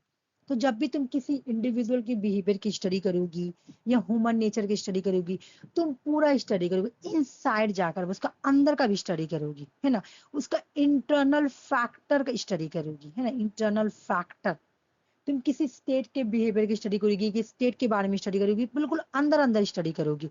तो क्लासिकल रियलिज्म वाला, क्लासिकल रियलिज्म आइडियलिज्म को ये भी बात बोलते हैं कि आपने सिर्फ मतलब जब तुम पूरा बुक पढ़ोगी ना, जैसे अगर तुम एक प्रॉपर बुक पढ़ोगी आइडियलिज्म और रियलिज्म को, तो रियलिज्म एक जगह आइडियलिज्म को क्रिटिसाइज करते तो ये बात बोलते हैं कि आपका जो आइडिया था ना वो तो फेल हो गया, आपने तो वर्ल्ड वार 2 को होने से रोका ही नहीं, वर्ल्ड वार 2 तो हो गया।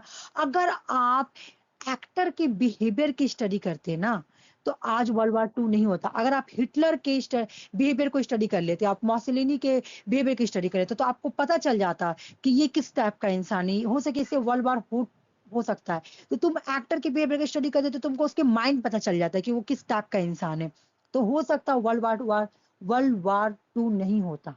ठीक ना, ये क्लासिकल रियलिज्म वाले आइडियलिज्म्स को बोलते हैं। ठीक ना, तो यहाँ पे क्लासिकल रियलिज्म अगर स्टडी करते हैं तो किस चीज पे फोकस करते हैं, ह्यूमन नेचर के बारे में बोल रहे हैं, इंडिविजुअल के बिहेवियर के बारे में या किसी लीडर के बिहेवियर के बारे में स्टडी करने के लिए बोल रहे हैं। तो ये लोग क्या करते हैं, ये लोग इन साइड आउट अप्रोच अपनाते हैं। ठीक है, अब इधर आ जाओ, जो स्ट्रक्चरल रियलिज्म किसको हम बोले, नाम बताओ। Neo realism. New realism. Structure realism क्या बोलते हैं, स्ट्रक्चर में प्रॉब्लम है।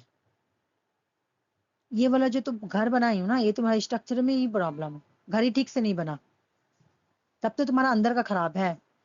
कहने का मतलब, जैसे मैं वो लड़का का स्टोरी बताई तो उसका माँ बाप, उसका जो बाप ही खराब है तो अंदर का चीज भी खराब ही होगा। तो बाहर बाहर से जो है ना, आउटसाइड से खराब है। जैसे तुम एक किसी घर देखने जाओ, ठीक है, तुम किसी का घर देखने गई तो बाहर ही तुम देख ली घर खराब है, कितना गरीब है घर, कैसा सा है ना, यानी घर का बाहर का जो स्ट्रक्चर है वही खराब है, अंदर चाहे कितना भी खूबसूरत हो। तो जो स्ट्रक्चर रियलिज्म वाले हैं ना, वो क्या करते हैं, आउट साइड अप्रोच अपनाते हैं स्टडी करने के लिए, which focus on international system structure and how is shape and state behaviour. वो स्टेट के बिहेवियर को कैसे सेव कर रहे हैं, स्ट्रक्चर से सेव कर रहे हैं, है ना, कि स्ट्रक्चर में प्रॉब्लम है, इसलिए वो बिहेवियर, वो जो एक्टर है ना या वो जो लीडर है ना, इसलिए वो ऐसे ऐसे बिहेव कर रहा, क्योंकि इंटरनेशनल सिस्टम का जो स्ट्रक्चर है उसमें प्रॉब्लम है, इसलिए वो बिहेवियर ऐसा कर रहा। तो भाई पहले देखो स्ट्रक्चर में प्रॉब्लम है, इसलिए वो भी वो जो है ना खराब निकला, इसलिए बिहेवियर भी ऐसे, इसलिए एक्टर भी ऐसा ऐसा बिहेव कर रहा।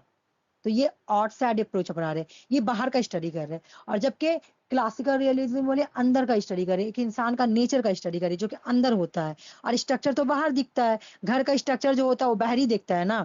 तो इंटरनेशनल रिलेशन तो तुमको बाहर से दिख रहा है कि कोई वर्ल्ड लीडर है ही नहीं है ना, इंटरनेशनल रिलेशन में तुमको है वर्ल्ड लीडर, कोई तो ऐसा है नहीं। तो स्ट्रक्चर में प्रॉब्लम है, तो इसलिए तो जो तुम्हारा एक्टर है, स्टेट का जो एक्टर होते हैं वो ऐसा रोल कर रहे हैं, कंट्री का जो प्राइम मिनिस्टर लोग होते हैं, एक्टर ऑफ बिहेवियर किसको बोला जा रहा है, कंट्री के प्राइम मिनिस्टर लोग को, है ना। अब यहाँ पे थे देखो रियलिज्म्स, खाली रियलिज्म्स के बारे में बोल रहे हैं। थ्योरी ऑफ रिलेटिव गेन, ठीक है ना, बोले विच पोजेस द स्टेट और कंसेंट। यहाँ पे तुम आ जाओ मैकियावेली के बारे में, तुम आ जाओ हॉब्स के बारे में, ठीक है, इन दोनों के बारे में तुम पढ़ी होगी। बस पावर के लिए डिजायर, पागल है, ठीक है ना, मुझे भी पावर चाहिए, मुझे भी पावर चाहिए, लेकिन such they gain relative to other. ए बाबा, ए पावर बढ़ाना जल्दी से, मुझे भी पावर बढ़ाना है। मैकियावेली क्या बोलता है, तुमको अपने कंट्री को पावरफुल रखना है ना, अपनी कंट्री को पावरफुल रखना है, पावर के लिए डिजायर करना है, पावर के लिए कुछ भी करो, पागल रहो, रिलेटिव गेन रखो। कहने का मतलब है कि अगर बी पावर बढ़ा रहा है ना, अगर बी पावर बढ़ा है ना, तो फट से नहीं तुम भी पावर बढ़ा लो, ठीक ना, देखा देखी जल्दी से बढ़ा लो। emphasis important of the security and power in international relation, मतलब तुम पावर और सिक्योरिटी को ना देखो इंटरनेशनल रिलेशंस में रिलेटिव गेन के तौर पे पढ़ाओ। अगर वो बढ़ा रहा तो तुम भी बढ़ा लो, ये बढ़ा रहा तो तुम रिलेटिव गेन थ्योरी अपनाओ, ठीक है ना। अगर ए पावर बढ़ा रहा तो बी भी बढ़ाएगा। तो जैसे तुम मैकियावेली और हॉब्स लेगी, तो मैकियावेली और हॉब्स क्या बोलते हैं, पावर को एक्वायर करो, ठीक है, और हॉब्स भी यही बात बोले कि पावर को एक्वायर करो, पावर के लिए डिजायर करो, है ना, पावर के लिए डिजायर करो। तो ये बोलता है खाली रियलिज्म वाले, है ना, खाली रियलिज्म वाले कौन हो गए, जैसे मैकियावेली हो गए, हॉब्स हो गया है, तो वो लोग बोले पावर को बढ़ाना है तो रिलेटिव गेन में बढ़ाओ, अगर एक आदमी बढ़ा रहा है तो तुम भी पावर बढ़ा लो, वो 10 बढ़ाया तो तुम 20 बढ़ा लो। हालांकि सिक्योरिटी डायलेमा में भी कॉन्सेप्ट यही है, तो वो सिक्योरिटी डायलेमा को इसमें मिक्स मत करना, ये अलग अप्रोच है, ठीक है ना। तो इन साइड ऑट अप्रोच कौन है, क्लासिकल रियलिज्म, जो कि ह्यूमन नेचर का स्टडी कर रहे हैं। और साइड अप्रोच कौन है, स्ट्रक्चर वाले, जो कि खाली स्ट्रक्चर का स्टडी कर रहे हैं, बाहर बाहर। थ्योरी ऑफ रिलेटिव गेन वाले कौन है, रियलिज्म वाले, जो कि क्या कर रहे हैं, जो कि बोले रिलेटिव गेन करके पावर बढ़ाओ, देख के पावर बढ़ाओ। जैसे मैकियावेली क्या बोलते हैं, पावर को बढ़ाओ, सबसे ज्यादा पावरफुल रहो, पावरफुल बनो, ठीक है ना। एक कंट्री अगर तुमसे ज्यादा पावरफुल बनो, तुम उससे भी पावरफुल बन जाओ। हॉब्स भी यही बात बोलते हैं, पावर को गेन करो, पावर बढ़ाओ, पावर के लिए करो। तो ये रियलिज्म वाले हैं। तो the theory of relative gain कौन यूज करते हैं, रियलिज्म वाले। और साइड अप्रोच कौन यूज करते हैं, स्ट्रक्चरल रियलिज्म वाले। इनसाइड ऑट अप्रोच कौन यूज करते हैं, क्लासिकल रियलिज्म वाले। समझ में आया ये वाला कॉन्सेप्ट, समझ में आया, ठीक है। देखो मैं तो सोची थी कि आज हाँ और भी कॉन्सेप्ट करूंगी, ये